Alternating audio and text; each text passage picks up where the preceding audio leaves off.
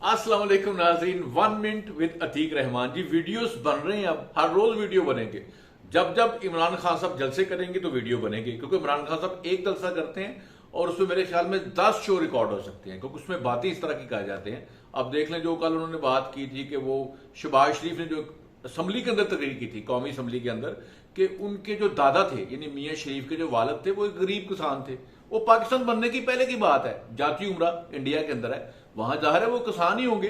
ये पार्टीशन से पहले की बातें हैं सारी। तो जाहिर है हर बंदा जो अमीर होता है पहले वो कभी गरीब होता है। जिस तरह मलक रियाज पहले गरीब था, मियाँ आमिर महमूद देखे ना, ये दुनिया टीवी वाला, वो भी तो भी कभी गरीब था। उसके बाद जहांगीर तरीन आप देख लें, अलीम खान साहब देख लें, बड़े लोग हैं, बड़ी मिसालें हैं। बाकी इमरान खान साहब की अपनी फैमिली देख लेना, इनका क्या हाल था। ये साइकिलों पे स्कूल जाते थे, साइकिलों पे मतलब एचिसन में साइकिल पे जाते थे, टूटी हुई साइकिल पे। अब्बा जी साइकिल भी ठीक नहीं करा के देते थे।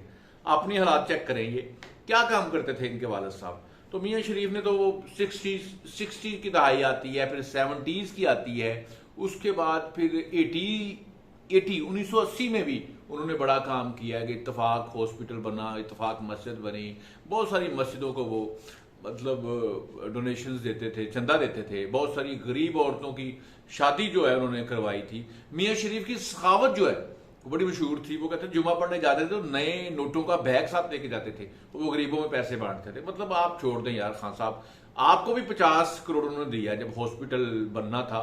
सुना है 67 करोड़ टोटल लगा था उस पर, तो उसमें 50 करोड़ अकेले मियाँ शरीफ ने दे दिया।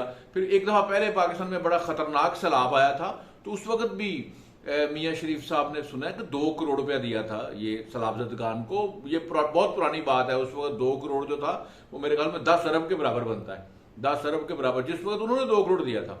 तो ये तो बातें सारी अपनी जगह पे हो गई हैं। बाकी सबको पता है जब शरीफ फैमिली ने सियासत ज्वाइन की, जब नवाज शरीफ सियासत में आया तो फौज ने उनको सियासत में मौका ही इसलिए दिया कि वो बहुत अमीर थे, उन्होंने पीपल्स पार्टी का मुकाबला करना था। बस उनकी इमारत में मुझे नहीं, मतलब मैं नहीं समझता कि वो बंदा अंधा ही होगा कुछ जो ये कहे कि जी वो सियासत में आने से पहले अमीर नहीं थे।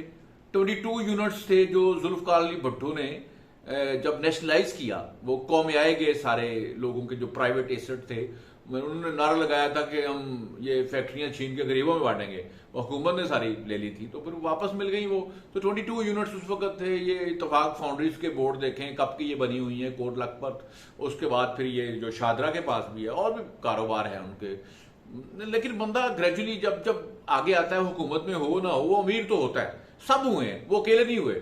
लेकिन मैं समझता हूं कि सियासत में आने से उनकी इमारत में कमी वाकया हुई। अगर वो कारोबारी ही रहते तो आज मेरे ख्याल में पाकिस्तान में सबसे ज्यादा अमीर वही होते, क्योंकि वो पहले अमीर थे। पहले वो मेरे ख्याल में पाकिस्तान के टॉप 10 जो अमीर खानदान है उनका शुमार हो रहा था जब वो सियासत में आए थे। लेकिन आप उस बात को जोड़ रहे हैं वो गरीब किसान जब वो इंडिया में थे। मतलब जो मियाँ शरीफ साहब के वालिद साहब थे, जाहिर है वो इतने अमीर नहीं थे। मियाँ शरीफ साहब ने अमीर हुए, उनके भाई भी इतने अमीर नहीं हुए। इन्होंने मेहनत की है, बड़ी मेहनत की है उन्होंने। लोग जानते हैं वो किस तरह बिजनेस करते थे, किस तरह उन्होंने इत्तफाक फाउंड्री की बुनियाद रखी, बड़ा काम किया। चले इसको छोड़ें, इस टॉपिक को। एक नई बात उन्होंने जो ये बात कही है कि आसफ अली जरदारी और नवाज शरीफ अपनी मर्जी का मतलब आर्मी चीफ लगाना चाहते हैं।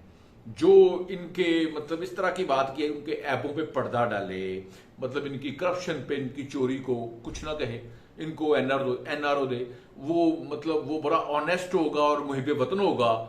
जो इनको मतलब एनआरओ नहीं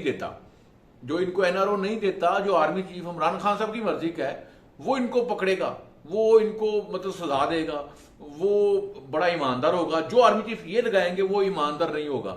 मतलब इन्होंने फौज में सियासत इन्वॉल्व करने की कोशिश की है। मेरा ख्याल है कि शहबाज गुल ने जुर्म किया है, इमरान खान साहब ने उससे बड़ा जुर्म किया है। ये अगर उनकी पूरी स्पीच आप सुने, यूट्यूब पे है, जिसने देखनी है देख ले, फेसबुक पे भी बहुत सारे टीवी एंकर इस पे शोज कर रहे हैं, सारे चैनल्स पे इस पे टॉक हो रही है। इमरान रियाज खान साहब जो कि मतलब इमरान खान साहब के इस वक्त फेवरेट एंकर हैं। इससे पहले जब वो हुकूमत में नहीं आए थे तो मुबशर लुकमान साहब इनके फेवरेट एंकर होते थे, पाकिस्तान के सबसे बड़े और फेवरेट मुबशर लुकमान, जो आजकल इनकी क्लास ले रहे हैं, जो इनकी करप्शन बेनकाब कर रहे हैं। ठीक है, मुबशर लुकमान साहब वेरी गुड यार। मैं भी आपके पहले खिलाफ था पड़ा कि यार आप क्यों हकायक मस्त करते हैं, लेकिन आजकल तो आप बड़ा अच्छा बोल रहे हैं, मैं आपसे इंप्रेस हूं। इमरान रियाज खान की जो कि हर बात झूठी होती है, वो बोलता है, झूठ बोलता है, झूठ बोलते जाता है। अगर वो मेरे सामने बैठे तो मैं उसको बताऊं कि तुम्हारा ये फाइनेंशियल नॉलेज जीरो है, तुम्हें पता ही नहीं कि हकीकत क्या है। तुम जो कागज को इस तरह आप खुद ही बना के लिख के लोगों को गुमराह कर रहे हो, नई नस्ल को गुमराह कर रहे हो, बच्चों को गुमराह कर रहे हो। छोटे बच्चे गुमराह हो जाएंगे ना आपके झूठ से। जिस तरह इमरान खान ने वो वीडियो चलाई है शहबाज शरीफ की कि मेरे जो दादा थे, मेरे वालिद से वो गरीब किसान थे, लेकिन मेरे पापा ने बड़ी मेहनत की और हम मतलब इतने पूरी तकरीर नहीं सुनाई ना, थोड़ा एक टोटा चलाया। अगर शहबाज शरीफ की पूरी तकरीर सुनाते तो जो आगे क्लैप हुई थी खवातीन की जलसे के अंदर, जो छोटे बच्चे हंस पड़े थे कि ये मरियम क्या कह रही है और शहबाज शरीफ क्या, वो हंसते ना। अगर पूरी शहबाज शरीफ की तकरीर आप यूट्यूब पे है यार, सुन लो बच्चों, आप देख लो पूरा उसने क्या कुछ कहा है, आपको पूरी समझ आ जाएगी। झूठ के पांव नहीं होते। तो ये जो उन्होंने बात ये फिर की है, मैं उस तरफ आके लेके जाना चाह रहा हूं, जो फौज को पोलिटिसाइज किया है कि उसमें कुछ जनरल जो हैं, मतलब उसके ख्याल में वो बड़े मुहिब वतन है और कुछ जनरल जो हैं वो मतलब मुहिब वतन नहीं है, इस तरह की बात, मतलब यही आ रहा था उसका।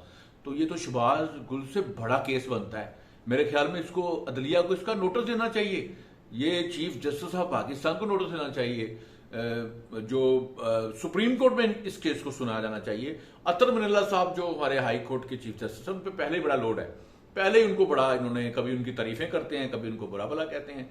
आज फवाद चौधरी उनको बुरा भला कह रहा था, हैरत की बात है। तो ये इमरान खान साहब का एक जलसा होता है, उसमें बहुत सारे सवाल निकल आते हैं। और इस वक्त जब मैं ये वीडियो रिकॉर्ड कर रहा हूं तो खान साहब उधर गए हैं सखर में, वो जरदारी साहब के इलाके में गए और उधर जाके वो सलाब जदगान के साथ वही खाना जो ज़कात के पैसों से आया होगा, जो खैरात थी, मतलब ये गरीब लोगों की सलाब जदगान की मदद मोस्टली लोग खैरात से, ज़कात से और वैसे भी वो कर रहे हैं, लेकिन क्या पता वो खाना वाकई खैरात के पैसों का हो, तो खान साहब वो खाना भी उनके साथ खाएंगे, क्योंकि उनकी आदत है, वो जहां भी जाते हैं वो खाना जरूर खाते हैं। क्योंकि अपने पल्ले से तो बड़ी मुश्किल है वो अपने पल्ले से किसी को खिलाएं, चाय भी पिलाएं, किसी को कुछ भी खिलाएं, नामुमकिन है। उनके दोस्त भी जानते हैं, मतलब उनसे किसी को फैज नहीं, उनसे किसी को फायदा नहीं, वो सबसे फायदे देते हैं खान साहब।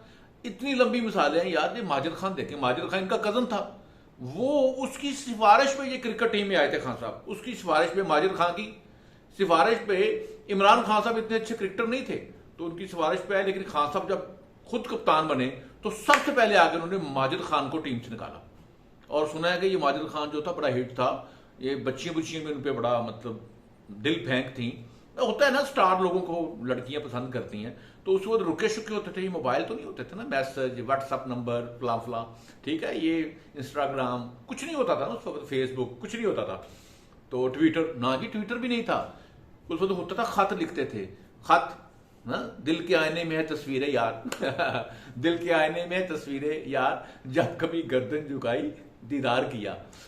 इस तरह ही एक और शेर भी था कि पता नहीं क्या हुआ तेरा खत आना बंद हुआ, पता नहीं क्या हुआ तेरा खत आना बंद हुआ, या तेरा प्यार कम हुआ या डाक आना बंद हुआ। इस तरह के काम थे ना। ये खान साहब जो थे, माजिद खान साहब की जो फ्रेंड्स होती थी लड़कियां, उनके खत वो माजिद खान साहब को पहुंचाते थे, ये भी इनका बड़ा फन है।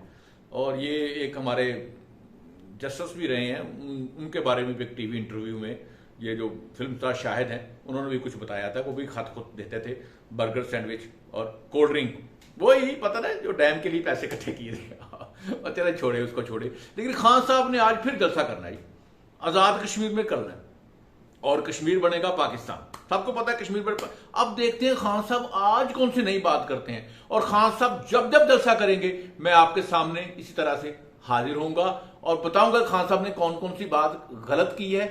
खान साहब का जवाब मेरे ख्याल में जो PMLN की लीडरशिप है, जिन पे इल्जामात लगते हैं, शरीफ फैमिली है, वो मेरे ख्याल में ठीक नहीं दे पा रही, तो मैं उनकी जगह पे जवाब दे रहा हूं। स्वाब का काम है, उनको बात करनी नहीं आ रही, जवाब देना नहीं आ रहा, तो मैं उनको जवाब दे रहा हूं। खान साहब मतलब क्रिकेटर तो बहुत अच्छे थे, और देखो माशाल्लाह खान साहब प्राइम मिनिस्टर भी नहीं है, पाकिस्तान की टीम ने फिर भी इंडिया को हरा दिया और बड़ा मजा आया, बड़ा अच्छा मैच था। खान साहब का जलसा जो था ना वो भी अच्छा था यार, लेकिन मैच भी था, ये रिस्क उन्होंने लिया है। पहले ये कभी ये क्रेडिट को जाता है कि वो रिस्क लेते हैं, लेकिन पैसा लगाते हैं टका के, बाहर से पैसा आ रहा है, फर्क ही पैसे का भाई, इनको मिल रहा है पैसा, बाहर से फंडिंग मिल रही है और ये शौकत खानम के पैसे भी लगा देते हैं बीच में जलसों के ऊपर। खुला पैसा है, इन्होंने मीडिया पर्सन रखे हुए हैं, व्लॉगर्स रखे हुए हैं, टिकटॉकर्स हैं, गाड़ियां भर भर के उनकी लाते हैं, लोगों को ट्रांसपोर्टेशन देते हैं, पेप्सी कोला कोको कोला दोनों पिलाते हैं बर्गर्स भी खिलाते हैं, मजे भी लेते हैं। तो इसलिए इनको भाई, इनके जलसे में लोग आएंगे, वहां म्यूजिक होता है, वहां पे मतलब गायकी होती है, डीजे सिस्टम अच्छा होता है, सारा कुछ अच्छा होता है। तो ये नून लीग ने अगर इनका मुकाबला जलसे का करना है तो फिर इनको भी गुलकारों को बुलाना पड़ेगा, और प्रोफेशनल होस्ट को जो पूरे जलसे को कंडक्ट करे। ये फैसल भाई तो कुछ भी नहीं कर रहे मेरी जान, ये तो रेडियो के बंदे हैं, हमें मुंह बकाड़ के। वैसे इनको देखें टीवी शो में तो और तरह बोल रहे होते हैं, जब ये जलसे में बोलते हैं तो ऐसे बोलते हैं, कौन है आप, कहाँ है आप, इमरान खान, ऐसे बोलते हैं। लेकिन मैं ऐसे नहीं बोलता, मैं तो बिल्कुल ठीक बोलता हूं, मैं वैसे अपनी जिंदगी में भी ऐसे बोलता हूं, स्टेज पे भी ऐसे बोलता हूं। लेकिन अगर प्रोफेशनल होस्ट इनको चाहिए, इनको भी रखना चाहिए उस तरह से हर जगह पे, वो ही जलसा कंडक्ट करे, उसमें फिर वो म्यूजिक वाला डीजे वाला अच्छा बंदा हो, उसके बाद सारे लोग वहां पे अच्छे हों, तो तब वो जलसे में गुलकार जवाद अहमद, यार जवाद भाई हैं बराबरी पार्टी वाले, उनको बुला लिया करें, वो गायकी करेंगे, उनसे रिक्वेस्ट कर लेंगे, ठीक है। और भी गुलकारों को हम, आरफ लोहार साहब को बुला लेंगे आरफ लोहार साहब को बुला लेंगे, नसीबोलाल बड़ी हिट हुई है, उसको भी बुलाएंगे। आप फिर राश देखिएगा, और ज्यादा पैसे आप खर्चेंगे तो हम बाहर से गुलकार बुला लेंगे यार, ये सुखबीर सिंह को बुला लेंगे, ये सारा यूके को बुला लेंगे, सारा यूके को आरडीबी को बुला लेंगे, और पैसे ज्यादा होंगे तो हम मिक्का सिंह को बुला लेंगे, और राहत फतेह अली खान साहब को बुलाएंगे, ताकि फिर लोग ज्यादा से ज्यादा आएंगे, पूरे स्टेडियम भर जाएंगे। फिर एंड पे हम हमजा शहबाज की तकरीर करा देंगे वहां पे, वहां पे मरियम नवाज की तकरीर करवा देंगे वहां पे, ये जलसा है, वहां पे हम तकरीर करा देंगे शहबाज शरीफ साहब की, ठीक है, प्राइम मिनिस्टर साहब की, ठीक है। वहां पे नवाज शरीफ साहब जो है वो ऑनलाइन बाहर बैठ के वर्चुअल खिताब भी कर सकेंगे। लेकिन पहले वहां पे म्यूजिक होगा, म्यूजिक के बाद होगा, लोग बहुत होंगे, लोग हल्ला गुल्ला चाहते हैं भाई, ये दुनिया बदल गई है, अच्छे लोगों को लोग पसंद नहीं करते। जितना बुरा बंदा होगा, जितना वो मतलब उसमें स्टेपिंग होगी, वो डांस ज्यादा करेगा, वो उतना हिट है। ले जी, अगले वीलॉग में मिलेंगे। लेकिन आज जलसा होगा आजाद कश्मीर में, और आपको पता है आजाद कश्मीर में किस बंदे ने उनको बुलाया है, जो बहुत बड़ा सरमायादार है। देखते हैं आजाद कश्मीर में क्या कहते हैं। अल्लाह हाफिज।